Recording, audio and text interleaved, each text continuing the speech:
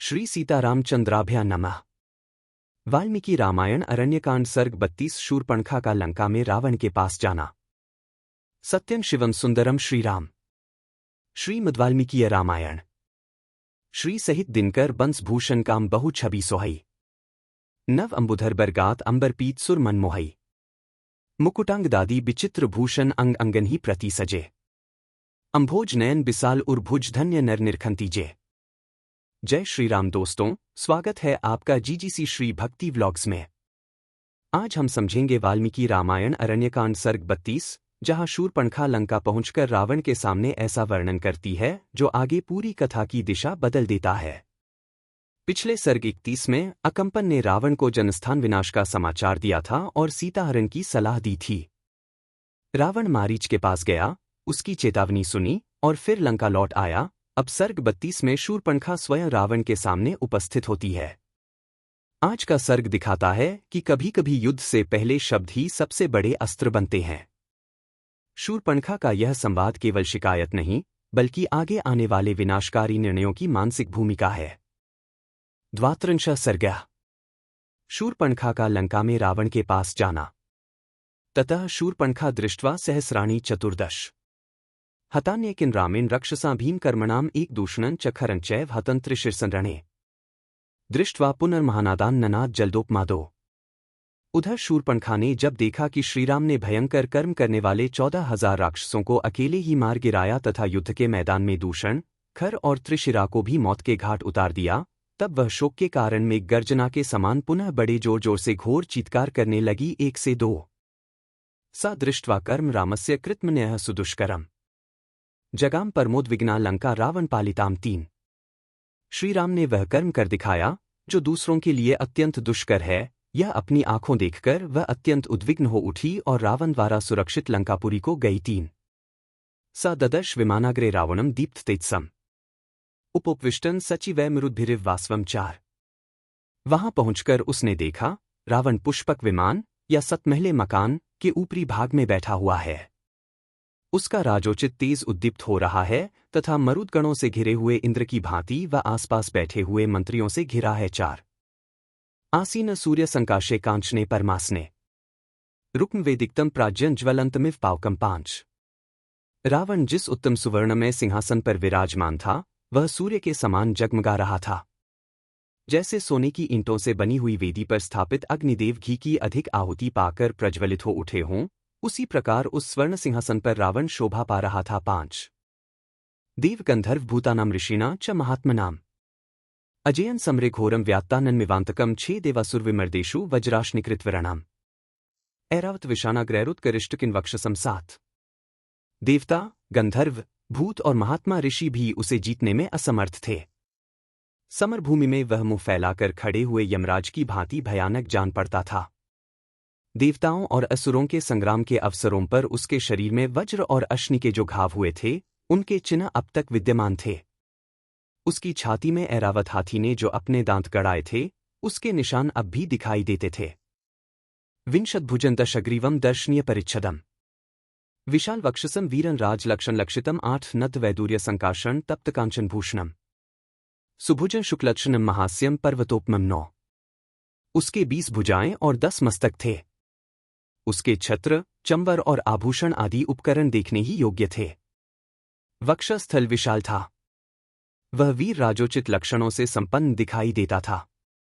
वह अपने शरीर में जो वैदूर्यमणि, नीलम का आभूषण पहने हुए था उसके समान ही उसके शरीर की कांति भी थी। उसने तपाए हुए सोने के आभूषण भी पहन रखे थे।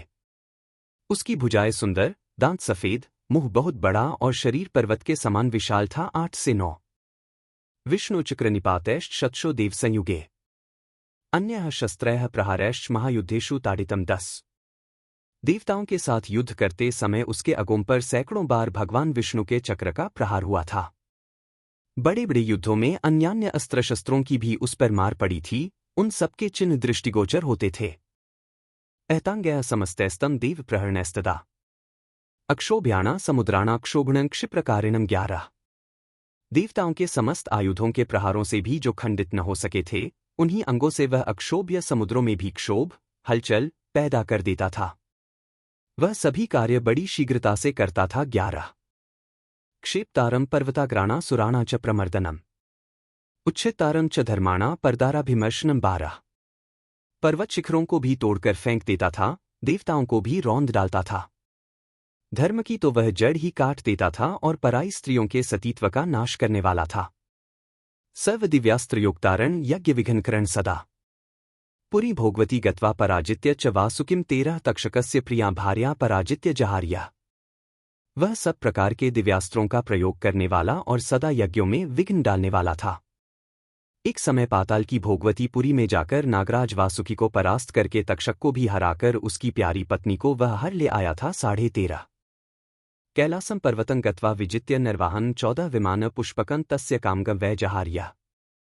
इसी तरह कैलास पर्वत पर जाकर कुबेर को युद्ध में पराजित करके उसने उनके इच्छानुसार चलने वाले पुष्पक विमान को अपने अधिकार में कर लिया। 14.5 वनं चैत्रर्थं दिव्यं नलिनी नंदन वनं 15 विनाशति यह क्रोधाद देवोद्यानानि वीर्यवान।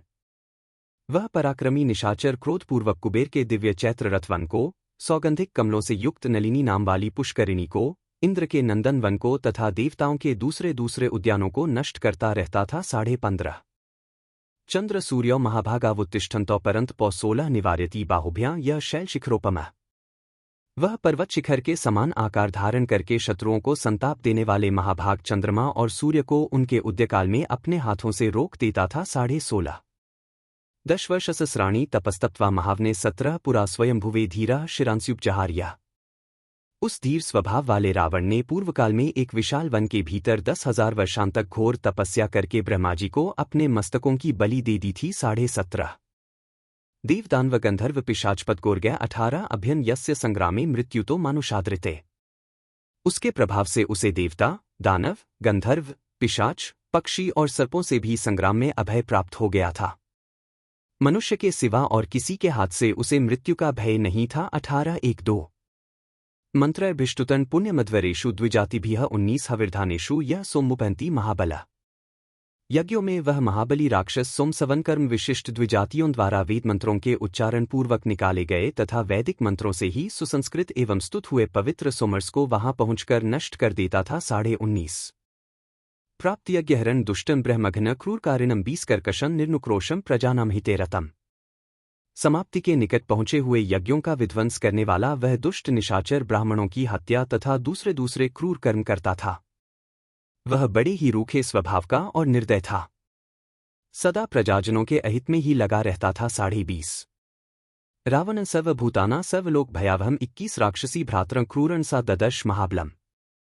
समस्त लोगों को भय देने वाले और संपूर्ण प्राणियों को रुलाने वाले अपने इस महाबली क्रूर भाई को राक्षसी शूर्पणखा ने उस समय देखा। 21.1-2 तम दिव्यवस्त्राभरणं दिव्यमाल्युपशोभितं 22 आसने सुप्विष्टं त काले कालमिवोद्यतम्। राक्षसेन्द्रन महाभागन पौलस्त्यकुलंदनम 23 वह दिव्य वस्त्रों और आभूषणों से विभूषित था। दिव्य पुष्पों की मालाएं उसकी शोभा बढ़ा रही थी।